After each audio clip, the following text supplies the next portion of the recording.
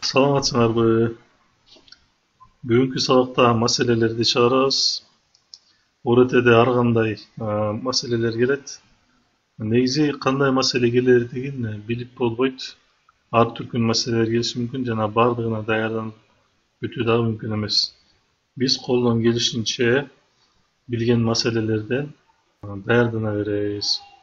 Ошол маселелердин арасынан биз бир нече маселелерди тандадык.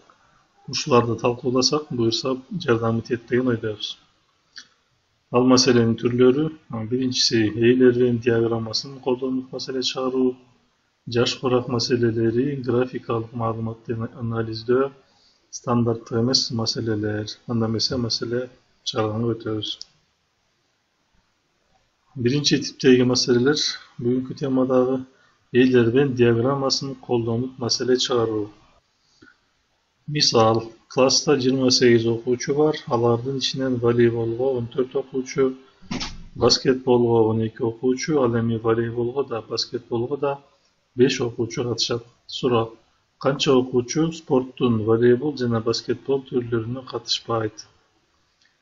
Экинчи суроо: канча окуучу спорттун бир гана же волейбол же баскетбол түрүнө катышат? Кийинки үчүнчү сурообуз: канча окуучу волейболго гана катышат дейт. Эйлер-Вен диаграммаларын колдонуп бул маселени чыгара турган болсок, биз мындай эки диаграмма чыгып алабыз. Диаграммалардын бирөөсүн волейбол деп атайлы, бирөөсүн баскетбол деп атайлы. Алгач Эйлер-Вен диаграммасын колдонуп суроо чыгарып баштаардан мурда бул диаграмманын ар бир областына бирден белгисиз берип чыгышыбыз керек. Мисалы мындай: бул аймакты биз X деп атайбыз, бул аймакты Y деп атайбыз, бул аймакты Z деп атайбыз. Булардын мааниси кандай?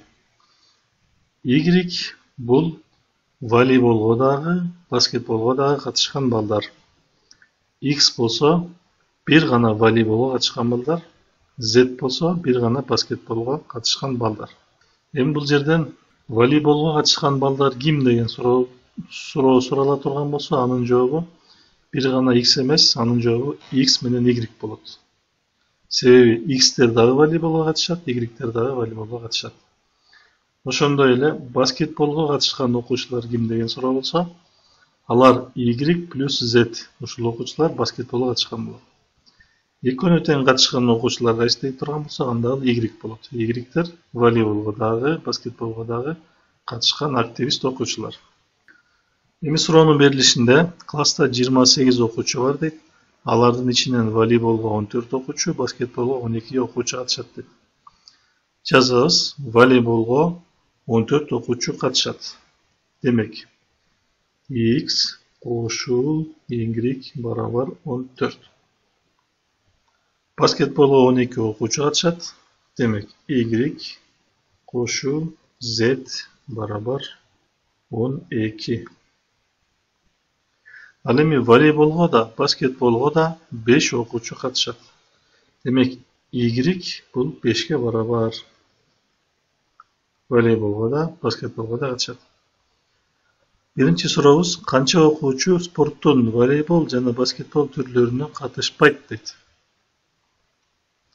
Эми демек бул диаграмма толук болбойт экен да. Толук окуучуларды камтыбайт экен. X, Y, Z, N деп коелу. Дагы ушул диаграмманын сыртында калганда окуучулар бар экен. Суроонун берилишинен ошону түшүнүп атабыз да. Жалпы окуучулардын саны 28.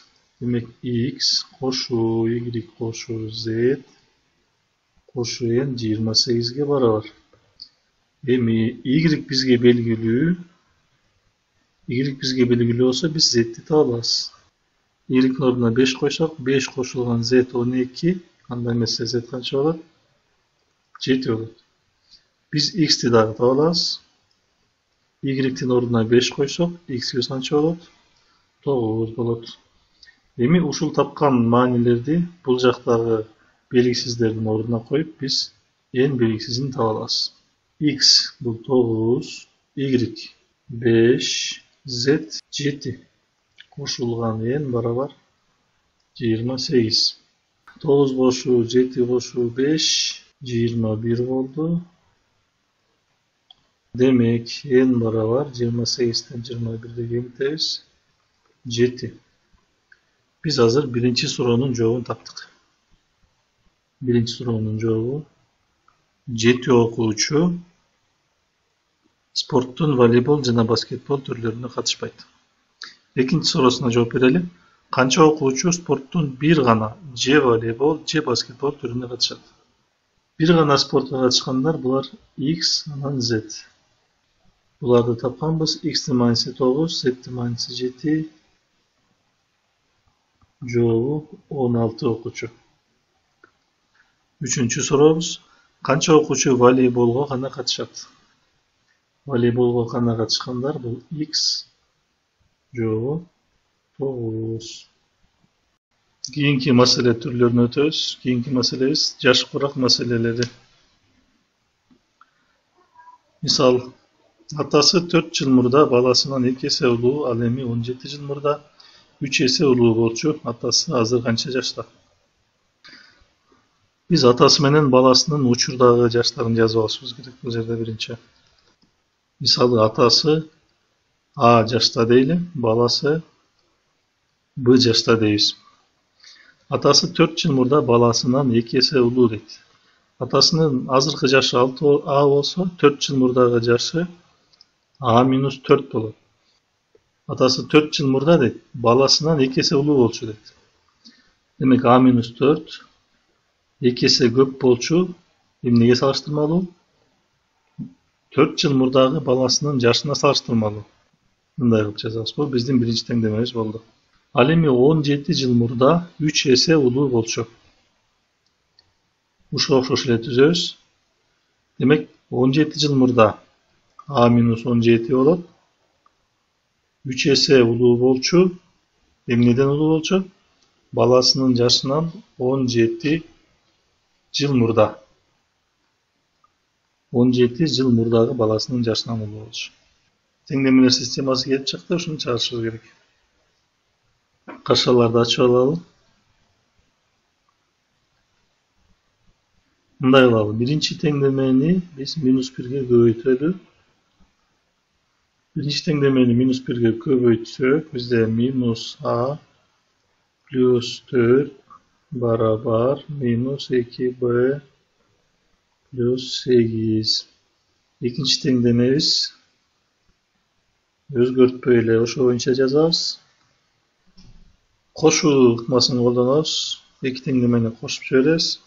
Minus A menen A kıskarat. Plus 4 minus 17 yanlış olur. Minus 13. Minus 2B koşulgan 3B. B. Plus 8 minus 51. Minus 43. B'ni tağış üçün minus 43'tü. Barabarın sol жағына da ötөбүз. Minus 13 plus 43 barabar B. Demek B barabar 30. Balasının yaşı 30'ga barabar. Hem atasının yaşını табабыз. Atasının yaşını табыш üçün kağlagan tengdemenin birösüne koyup körsek болады. Kayсыга koyup көрөлү? Misalı бұл теңдемеге koyup көрөлү. B'nin ortuna 30 koyup A'nı izleyiz. A minus 17 barabar 3 köbeytü 30 minus 51. A barabar bulacağız 90 A minus 51 17'ni alıyoruz plus 17. A barabar 39 49 56. Atası demek 56 yaşta. Keyinki sorunu qarayız. Apası 34 yaşta, kızı 11 yaşta. Qancha yıldan keyin apası kızından 2 есе ulu болады dedi. Qancha yıldan keyin ekенин bilbeybiz. Biz onu X yıldan keyin dep alalım.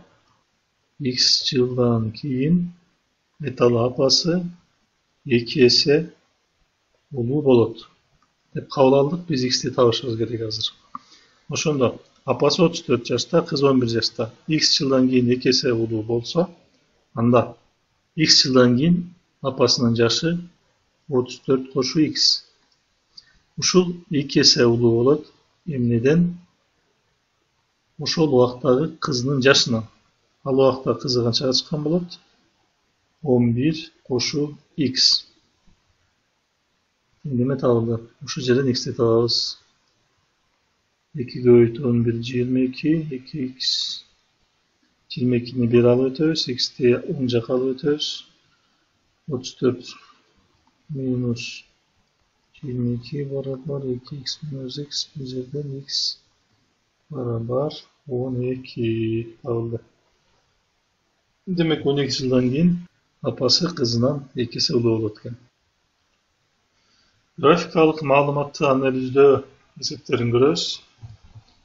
Мисал, графикте окуучулардын экзаменден алган баалары пайыз менен көрсөтүлгөн. Эгер бардыгы биригип 60 окуучу болсо, 3 алган окуучулар 5 алган окуучуларга салыштырмалуу канчага көп дейт. Эң башынан эле биз түшүнөбүз. 60 окуучу бул 100%га туура келет. 100%га туура келет. Эми 3 алган окуучулар менен 5 алган окуучулардын пайыз катары айырмасы эмне болуп атат? 35% минус 25% 10% болуп атат да. Айырмасы. Демек биз ушуну тапсак жетиштүү болот. 60 окуучу 100%ди түзсө, канча окуучу 10%ди түзөт. Пропорция кылып чыгарсак, 60 көбөйтүлгөн 10%, 60 көбөйтүлгөн 10 барабар x көбөйт 100. Бул жерден x'ибиз 6 табылат. Диаграммалар боюнча кийинки сурообуз. Мисал, диаграммадагы A, B, C, D чоңдуктарынын кайсынысы 1-ден 2-ге 50% азайып, 2-ден 3-кө 50% көбөйүүнү көрсөтөт дейт. Алгач диаграмманы карабай туруп биз өзүбүз элестетип алалы, 50% көбөйгөндө кандай болот, 50% азайганда кандай болот. Бир нерсе 50%га азайса, бул өзүнүн жарымына барабар болуп калат. 50%га азайтсак, демек өзүнүн жарымы чыгат. Ал эми бир нерсени 50%га көбөйтсөк, ал өзүнүн жарымынчалык кошот.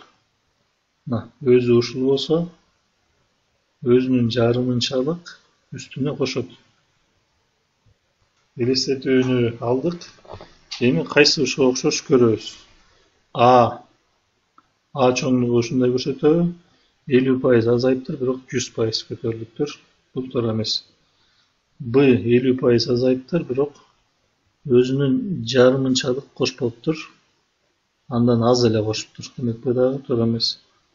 C 50% азайыптыр, туура. Кийин кайра өзүнүн жарымынчалык кошуптур. Демек туура жообу C варианты. Маселелердин кийинки түрүнө өтөбүз. Алар стандарттык эмес маселелер. Башкача айтканда, логикага таянып, ар кандай креативдүү ойлонуп чыгарыла турган маселелер. Bir кутучада 7 ак, 5 көк, 3 жашыл жана 1 кызыл түстөгү шарлар бар. Кутучадан эң аз канча шар алынганда, алынган шарлардын сөзсүз экөөсү бирдей түстө болот дейт. Канча түсүбүз бар? Ак, көк, жашыл жана кызыл.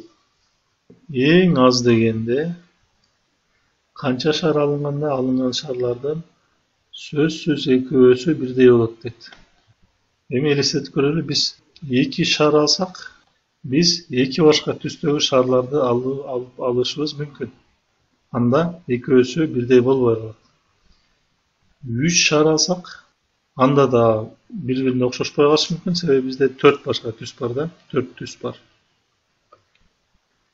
4 шар алсак, дагы эле ыктымалдык бар, биз ар бир түстөн бирден шарды тандап алган болушубуз мүмкүн. Анда алар бири-бирине окшошпой калат. 4 дагы жаралат. Ал эми эгерде биз 5 шарды тандап алган болсок, сөзсүз түрдө жок дегенде экөөсү бири-бирине окшош чыгат. Кийинки сурообуз. Жолугушууда 10 адам бардыгы бири-бири менен кол алышып учурашышса, бардыгы канча кол алышуу болот дейт. Бұл есепті мындай шығарабыз. 10 адамды қатарда тұрады деп елестетебіз. Анан биринчи адам бардыгы менен учурашып баштады деп элестетели.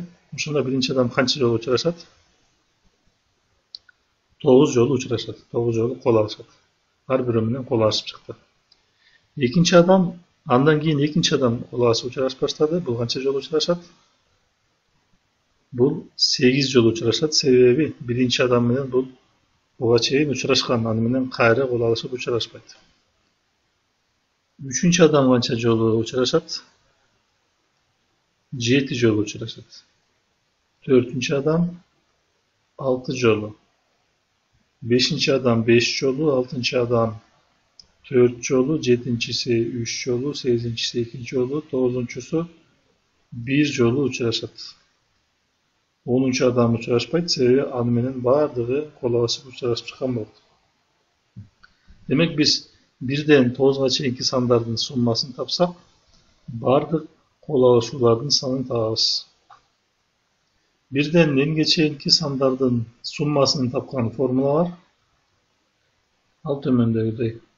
N көбөйтүү N кошуу 1 бөлү 2. Ушул формуланы колдонуп 1ден 9га чейинки сандардын суммасын табалы. 1ден 9га чейинки сандардын суммасы барабар 9 көбөйтүү 9 кошуу 1 бөлүнгөн 2. 9 кошуу 1 10 болот, 10'du 2'ye bölsek 5 болот, 5'ti 9'a bölsek жообубуз 45. 3 кутуда бардыгы 74 оюнчук бар дейт. Биринчи кутуда оюнчук экинчи кутудагы караганда 6га көп. Ал эми үчүнчү кутуда биринчи кутуга салыштырмалуу 3 эсе көп. Ар бир кутуда канчадан оюнчук бар? Сызыктуу теңдеме түзүп чыгарыла турган эсеп. Маселе белгиле кете турчу нерсе, мындай маселелерди чыгарып атканда биз белгисиз санды эң аз болгон чоңдукка ыйгарышыбыз керек. 3 куту бар дейт. Биринчи куту деп коебуз, экинчи куту, үчүнчү куту дейли. Ушул кутулардын кайсынысында эң аз оюнчук бар? Ошого биз x'ти ыйгарышыбыз керек. Берилишин дагы бир ирет окуп көрөлү. 3 кутуда бардыгы 74. Биринчи кутуда оюнчук экинчи кутудагы караганда 6га көп. Биринчи куту көп экен экинчиге караганда. Ал эми үчүнчү кутуда биринчи кутуга салыштырмалуу 3 эсе көп. Биринчи экинчиден көп экен, үчүнчү биринчиден көп экен. Демек бул жерде эң аз оюнчук бул экинчи кутуда экен. Ошол үчүн биз экинчи кутуну x дейбиз. Эгерде биринчи куту экинчи кутудагы караганда 6га көп болсо, андай эмесе биз биринчи кутуну эме дейбиз? X кошуу 6 дейбиз. Ал эми үчүнчү кутуда биринчи кутуга салыштырмалуу 3 эсе көп. Эсе дегенде көбөйтөбүз, 3 эсе. Демек, үчүнчү куту бул биринчи кутуга салыштырмалуу 3 эсе көп экен. Ар бир кутуну белгилеп алдык. Эми бардыгы 74 оюнчук. Ушулардын суммасы 74 экен. Жазабыз.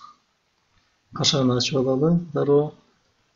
X'тен канча бар? 1, 2, жакта 3 бар 5. 6 кошуу 18, 24. 24'tü arka жакка алып өтөбүз. 5x барабар 50, x барабар 10. X бул экинчи кутуда.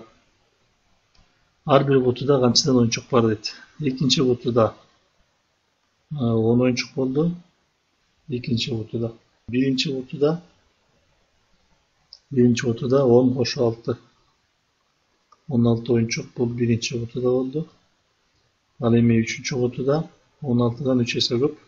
48 оюнчук бул үчүнчү кутуда болду. Гүлжан кафеде иштеп саатына S сом акча табат. Сындырган ар бир табак үчүн 20 сомдон анын акысынан чегерилет. Гүлжан Б саат иштеп P сом тапкан болсо, анын сындырган табактарынын санын кайсы формула көрсөтөт дейт. Демек Гүлжандын тапкан акчасы тапканы жазып коелу. Саатына S сом табат дейт. Демек S көбөйтүлгөн saati. Мысалы 10 saat иштесе 10S, 5 saat иштесе 5S акча табат экен.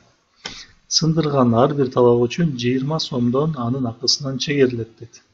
Чегерилет демек алынат, минус кемитилет. 20 сомдон ар бир табак үчүн 10 табак болсо 20 көбөйтүү 10 200 сом чегерилет дегендей да. Бул ошол Гүлжандын айлыгы кандайча пайда болот ошонун формуласы. Гүлжан B saat иштеп P сом тапкан болсо, P сом тапкан болсо дейт, демек тапканы бул P B saat иштеген дейт, демек бул сааты B болуп калды. B saat иштеп анын сындырган табактарынын санын кайсы формула көрсөтөт? Формуласын толук жазсак 20 табакты Т деп белгилеп алалы. Ушул жерде T'нын туюнтулушун сурап атат да бизден. T'ны табыш үчүн бул 20 көбөйтүлгөн T алгач S B'ны теңдеменин сол жагына өткөзүп алабыз. Эми T'ны калтырыш үчүн биз бул теңдемени минус 20га бөлүп жиберебиз. Бул жагы кыскарса P minus S B bölüngөн minus 20 барабар табактардын саны. Ушундай жооп барбы көрөбүз. Бул А жообуна туура келет. Айырмасы бул жакта S B minus P деп турат, бизде P minus S B деп турат. Биздин бөлүмүндөгү минусту алымына айырган болсок, алымына алып барган болсок, анда алымындагы сандардын белгилери алмашып кетет. Ошондо ал жактагы SB минус SB плюс SB айланат. Ал жактагы алымындагы P минус P'ге айланат. Минусту жоготтук. Бул А вариантына туура келет. Ушуну менен сабагыбыз аяктады. Тесттери чыгарылалы.